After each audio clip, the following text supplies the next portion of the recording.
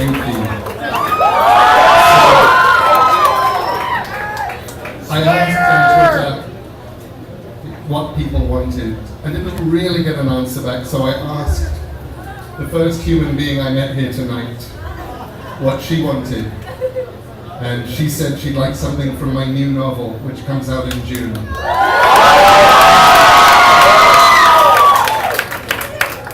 So I'm going to read you a little bit of that. And I thought I'd try an experiment. And here we go. So,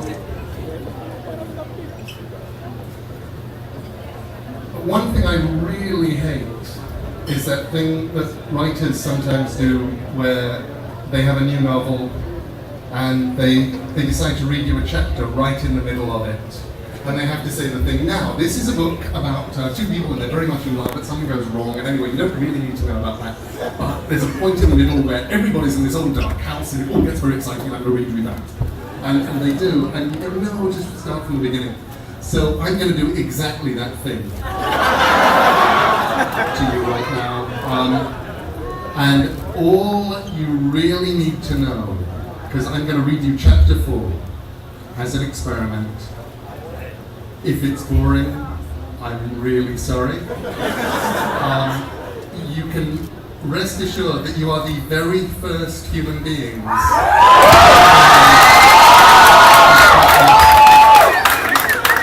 with the exception, when I was actually typing it up, of Amanda, who I read it to her in bed one night and she would fall asleep. And then the next morning I would have to read it to her again. So,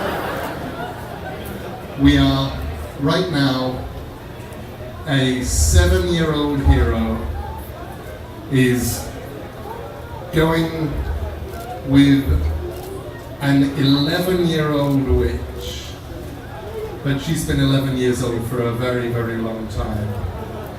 And they are traveling to try and stop something scary that's been doing some very, very scary shit. And that's really all you need to know. And her name is Letty Hempstock.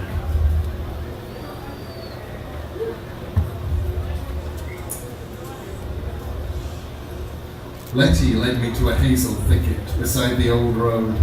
The hazel catkins were hanging heavy in the spring. Then she broke off a branch. There was a knife, as if she'd done it. You know, I'm not going to read this chapter.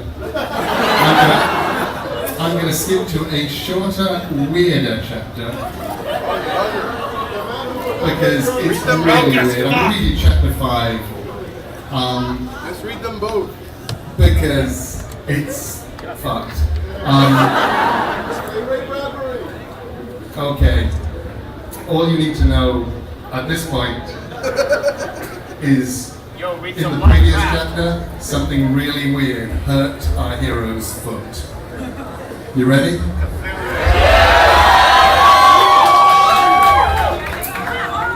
That evening, my sister sat on her bed, brushing her hair over and over. She brushed it 100 times every night and counted every brush stroke. I did not know why. What are you doing? She asked. Looking at my foot, I told her. I was staring at the sole of my right foot. There was a pink line across the center of the sole from the ball of the foot almost to the heel, where I'd stepped on a broken glass as a toddler. I remember waking up in my cot the morning after it happened, looking at the black stitches that held the edges of the cut together. It was my earliest memory. I was used to the pink scar. The little hole beside it in the arch of my foot was new. It was where the sudden sharp pain had been, although it didn't hurt. It was just a hole. I prodded it with my forefinger, and it seemed to me that something inside the hole retreated. My sister had stopped brushing her hair and was watching me curiously. I got up, walked out of the bedroom, down the corridor to the bathroom at the end of the hall. I don't know why I didn't ask an adult about it. I do not remember asking adults about anything except as a last resort. That was the year I dug out a wart from my knee with a penknife, discovering how deeply I could cut before it hurt, and what the roots of a wart looked like. In the bathroom cupboard behind the mirror was a pair of stainless steel tweezers, the kind with pointed sharp tips for pulling out wooden splinters, and a box of sticking plasters. I sat on the metal side of the white bathtub and examined the hole in my foot. It was a simple, small, round hole, smooth-edged. I couldn't see how deeply it went because something was in the way, something was blocking it, something that seemed to retreat as the light touched it. I held my tweezers and I watched. Nothing happened. Nothing changed. I put the forefinger of my left hand over the hole, gently blocking the light. Then I put the tip of the tweezers beside the hole and I waited. I counted to 100, inspired perhaps by my sister's hairbrushing. Then I pulled my finger away and stabbed in with the tweezers. I caught the head of the worm, if that was what it was, by the tip between the metal prongs, and I squeezed it, and I pulled. Have you ever tried to pull a worm from a hole? Do you know how hard they can hold on? The way they use their whole bodies to grip the sides of the hole. I pulled perhaps an inch of this worm, pink and grey, streaked like something infected, out of the hole in my foot, and then felt it stop. I could feel it inside my flesh, making itself rigid, unpullable. I was not scared by this. It was obviously just something that happened to people, like when the neighbor's cat Misty had worms. I had a worm in my foot, and I was removing the worm. I twisted the tweezers, thinking I suspected spaghetti on a fork, winding the worm around the tweezers. They tried to pull back, but I turned it a little at a time until I could definitely pull no further. I could feel inside me the sticky plastic way that it tried to hold on, like a strip of pure muscle. I leaned over as far as I could, reached out my left hand and turned on the bath's hot tap, the one with the red dot in the center, and I let it run. The water ran for 3-4 minutes out of the tap and down the plug hole before it began to steam.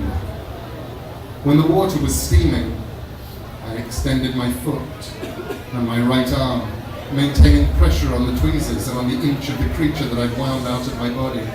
Then I put the place where the tweezers was under the hot tap. The water splashed my foot, but my soles were barefoot hardened and I scarcely minded. The water that touched my fingers scalded them, but I was prepared for the heat. The worm wasn't. I felt it flex inside me, trying to pull back from the scalding water, felt it loosen its grip on the inside of my foot. I turned the tweezers triumphantly, like picking the best scab in the world. As the creature began to come out of me, putting up less and less resistance. I pulled at it steadily, and as it went under the hot water, it slackened until the end. It was almost all out of me, I could feel it, but I was too confident, too triumphant and impatient, and I tugged too quickly, too hard, and the worm came off in my hand. The end of it that came out of me was oozing and broken, as if it had snapped off. Still, if the creature had left anything in my foot, it was tiny. I examined the worm. It was dark grey and light grey, streaked with pink and segmented, like a normal earthworm. Now it was out of the hot water, it seemed to be recovering. It wriggled, and the body that had been wrapped around the tweezers now dangled, writhing, although it hung from the head. Was it its head? How could I tell? Or I pinched it.